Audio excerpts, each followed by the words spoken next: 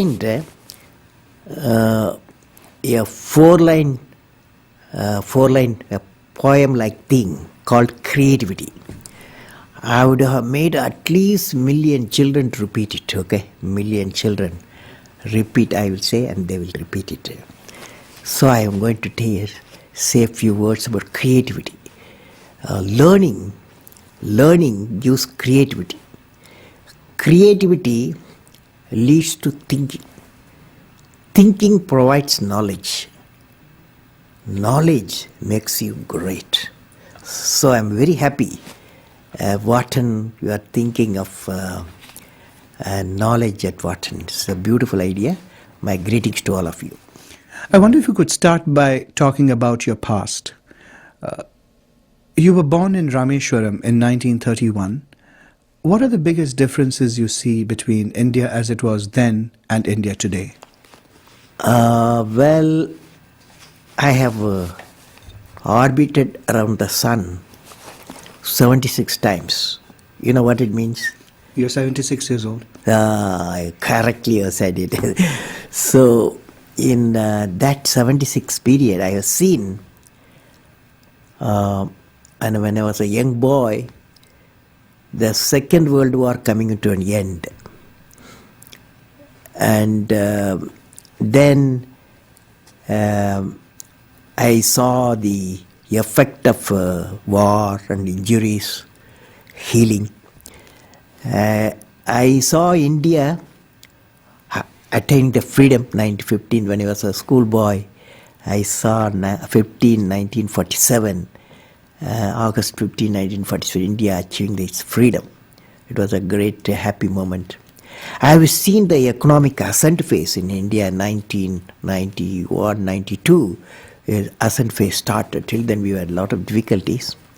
I have worked with visionaries like Professor Vikram Sarabhai and Satish Dhawan, Dr. Brahm Prakash. I have seen a green revolution. I have seen white revolution. I have seen telecom revolution and growth of ICT, that is information communication technology. And I was involved in India's space program. It is one of our most successful program in the country. And self-sufficiency in the strategic weaponry. You just spoke about your involvement with India's rocket program. In fact, I know that you were also very involved with India's missile program and that you earned the nickname the Missile Man of India. Could you please tell us about that experience and what were the main lessons you learned? Well, it is like this. I worked to Indian Space Research Organization for about 20 years. There only we achieved putting a satellite in the orbit, building a 4-stage rocket system. Then I took up the integrated guided missile program with my team. I means the team.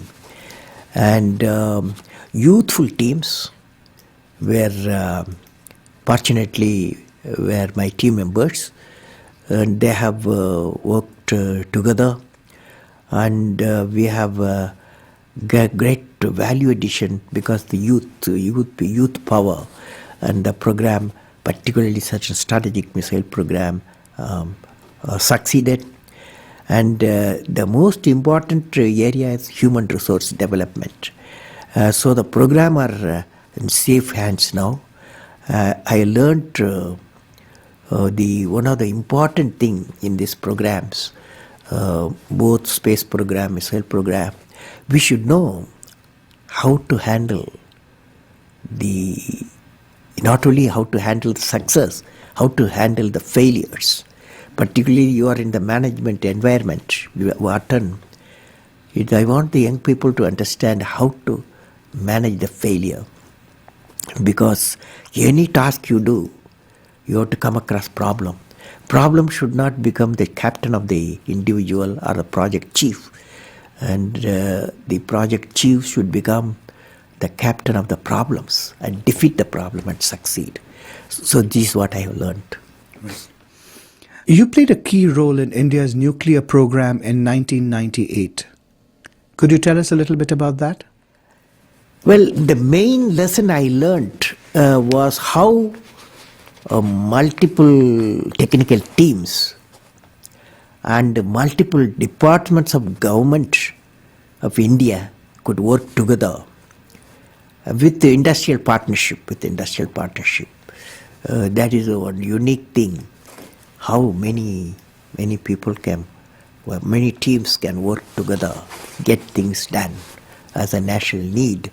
This is it's a big experience I gained.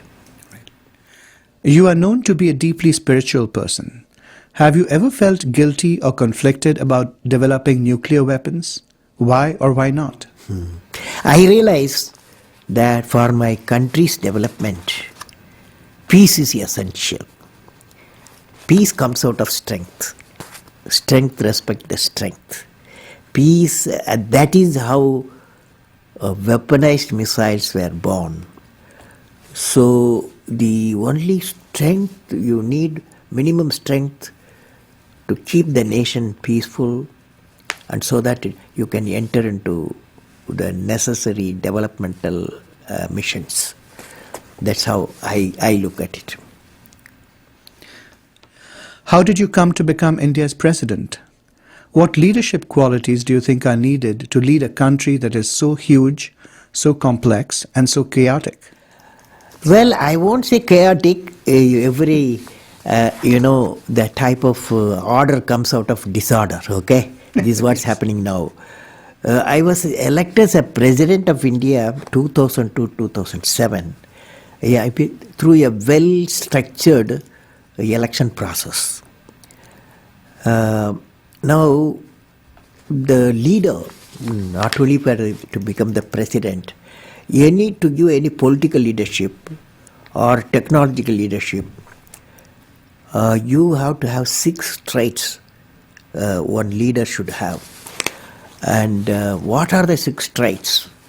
Number 1, leader must have a vision. Without a vision, he will not be a leader, he or she. So leader must have a vision.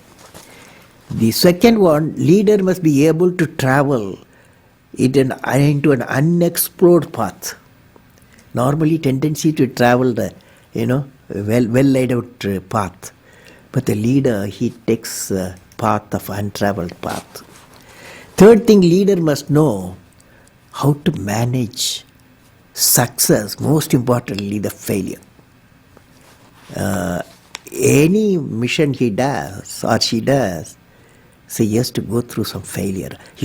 They should know how to manage the failures. Could you give us an example from your own experience about managing failure? Well, my own experience like this, 1973, I became the project director for satellite launch vehicle program, SLV-3. It is called, to put a Rohini satellite in the orbit by 1980.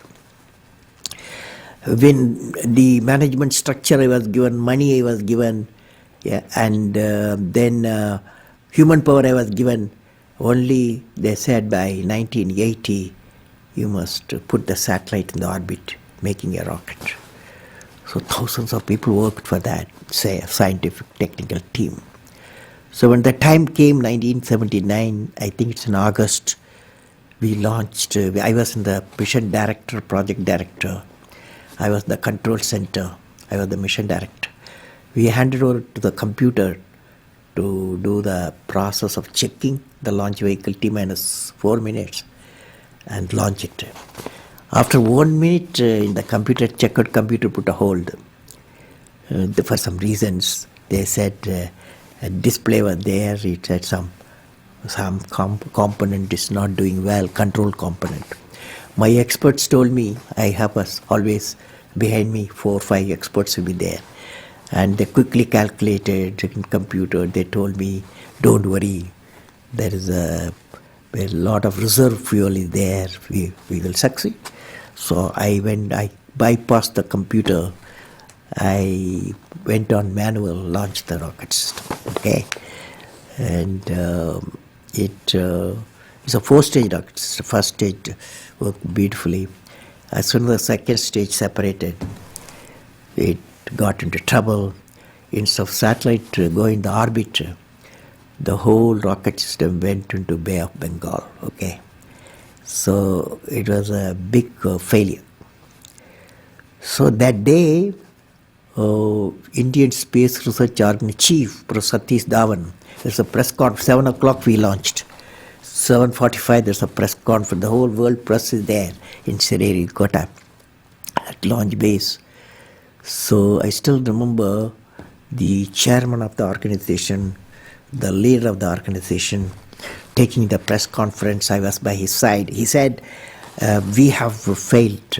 First time we tried to attempted, and this failure really makes us to believe we have to give more technological support to my team, and they worked very hard. Definitely in a year they will succeed. So I was a mission director, I was a project director, I am responsible for the failure. And he took the responsibility of failure as a chairman of the organization and the leader of the organization. Next year, 1980, July, we succeeded. The whole nation was jubilant. There was a press conference. Professor Satish Dhawan told me, you go and take the press conference. Okay? The message is, when the failure occurred, the leader of the organization owned the leader failure. When the success came, he gave to his team. That the best management principle I have not learned previously, any books have not taught me. I learned from that experience. Okay? That's a beautiful story. Thank you very much for sharing that. Next one, fourth point, leader must have courage to take decision. That's our problem today throughout the world. Leader must have a courage to take decision. Fifth one, leader should have a nobility in management. I mean, nobility in management, a big question mark. So I believe leader should have a nobility in management. Every action of the leader should be transparent. You know what I mean? Leader should work with integrity and succeed with integrity. Leader should work with integrity and succeed with integrity. And I believe President, since you asked the question, has to be continuously in touch with the people. Rashtrapati Bhavan, where I was there, became a People's Bhavan. Instead of Rashtrapati Bhavan, it becomes People's Bhavan. And also I travel into the whole state, cutting across hill, deserts and sea. I was in touch with millions and millions of people. You had a vision for India in 2020. It was that gradually the differences between the countryside and the cities would disappear. Could you please explain your concept of the Pura and how that leads to this transformation? I am glad you have studied my website, and I have explained the Pura concept in the keynote address. I am going to do it today. Briefly, Pura is about giving a cluster of villages physical, electronic and knowledge connectivity so that the economic connectivity can emerge. We planned about 7,000 Puras for the whole nations, and it called Hill Pura, Coastal Pura and Plain Pura. And we believe this system, the Pura system, will bring the economic connectivity. That means employment generation potential increases, and I believe through Pura we are saying, and the employment generation capacity, empowering the people for employment, is indeed very vital in the rural environment so that prosperity will emerge. You have spoken about the need for India to become energy independent by the year 2030. How would that happen? Today all our fossil fuel dominating the energy sector throughout the world. The World Energy Forum predicts another 5 to 8 decades the fossil fuel will vanish. because it's not a renewable. So I have given to my country what is called energy independence. It's a three-dimensional approach. Number one, you go for solar power. Now solar power with solar cell efficiency today 15-20% is not economical. So I have suggested we should go for a CNT, carbon nanotube composite combination. That efficiency will go up, the solar cell efficiency will go up in the CNT background to 45-55%. Many of the research institutions are busy. In 3 to 5 years time is going to come. So first is solar power source. Second is in nuclear power. Since we have got a abundant thorium based nuclear reactors, definitely is one of the clean solution for the second area. Third area, the biofuel. Biofuel, one is ethanol route, another is biodiesel, Jetafa route. This combination, all the three, definitely will give a freedom from the fossil fuel, and also it going to have an environment, clean environment, because by fossil fuel the cars what you drive here in Wharton, what you drive in Philadelphia, what we drive in India, what we drive in New York, what we drive in London, all 30 billion tons of carbon dioxide we are pumping. So to come out of that, energy independence. Technology plays an important role in your vision for India's future. How do social grids help make India a developed country? So what I believe is called societal grid. Societal grid has got three grids. One is Pura grid, and the another is e-governance grid, another is health grid. The idea is that knowledge grid empowers the village citizens with skill and knowledge. Health grid brings the super specialty health care available in the city to the doorstep of the rural citizens. E-governance grid, another grid is called e-governance grid, brings transparent governance. Is very important, but transparent governance to the citizen.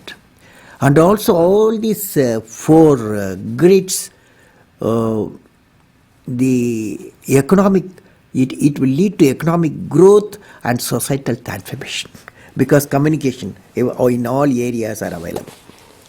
During your years as India's president, what was the biggest leadership challenge you faced, and how did you overcome it? Well, first time I had to return what is called Office of Profit Bill to the Parliament. For the reason I felt that there was no transparent system of determining a post as an Office of Profit or not. So that is a major decision, because nobody, it's first time I happened to study that. I have to return it to the Parliament for reconsideration.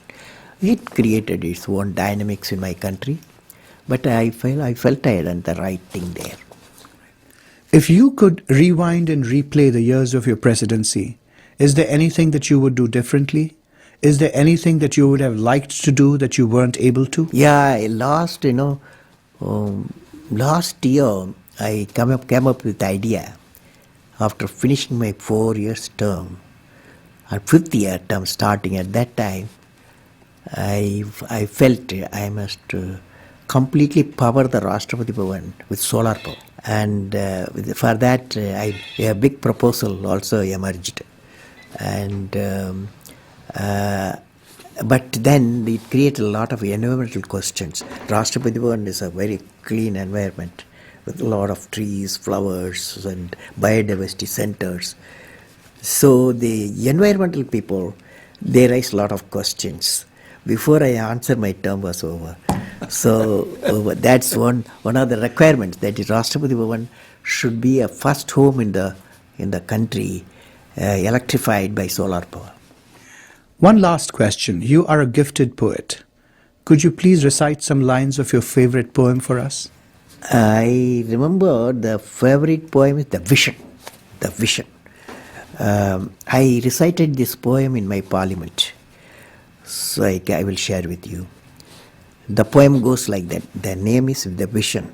I climbed and climbed. Where is the peak, my lord? I climbed and climbed. Where is the peak, my lord? I plowed and plowed. Where is the knowledge treasure, my lord?